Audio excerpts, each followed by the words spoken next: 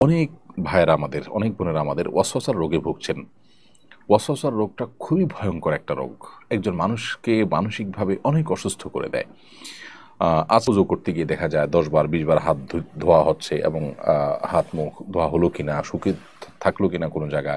এই অহেতুক সংশয় এটা নিয়ে দেখা যায় যে ১০ বার ২০ বার ৩০ বার পর্যন্ত ধোয়ার কাজ করা হচ্ছে, এদিকে জামাত শেষ হয়ে যাচ্ছে। তো এই অস্বস্থাগুলো শয়তান আমাদের মধ্যে সৃষ্টি করে, আমাদেরকে বিভ্রান্ত করবার জন্য, আমাদেরকে ভালো কাজ থেকে দূরে সরাবার জন্য। এগুলোর জন্য দুটি করণীয় আমাদের আছে। প্রথমত, ভালো কোনো মানসিক ডাক্তার আমরা দেখাতে পারি। বিশেষ করে দিনদার যদি মানসিক ডাক্তার হয় তাহলে ভালো হয়। যদিও সাইকোলজির এই জগতে বেশিরভাগই আপনার সেকুলারিজমের দাপট এবং দৌরাত্ম অনেক বেশি। দিনমুখী যারা আছেন তাদের এই সেক্টরে এগিয়ে আসা উচিত, কারণ এখন গোটা পৃথিবীতেই মানুষের যে সমস্ত সমস্যাগুলো দিন দিন বেড়ে চলেছে এর মধ্যে সাইকোলজিক্যাল সমস্যা অনেক বেশি। সো এখানে ভালো কোনো সাইকিয়াট্রিস্ট, সাইকোলজিস্টের শরণাপন্ন হওয়া এটা একটা ব্যাপার। আর দ্বিতীয়ত হলো ভালো কোনো রাকি শরণাপন্ন হওয়া।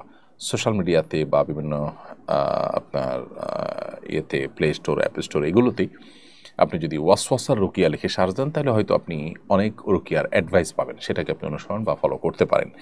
অডিও বা ভিডিও পেলে সেগুলো আপনি মনোযোগের সাথে শুনতে পারেন। আমি আশা করি যে আপনি যদি ভালো মতো রুকিয়া করেন তাহলে ইনশাআল্লাহ আপনার এই ওয়াসওয়াসার সমস্যা কেটে যাবে। আর অনেক ভাইরা, অনেক বোনেরা এই সমস্যায় ভুগছেন এবং এটার কারণে তাদের জীবন অনেকটাই ব্যাহত হচ্ছে।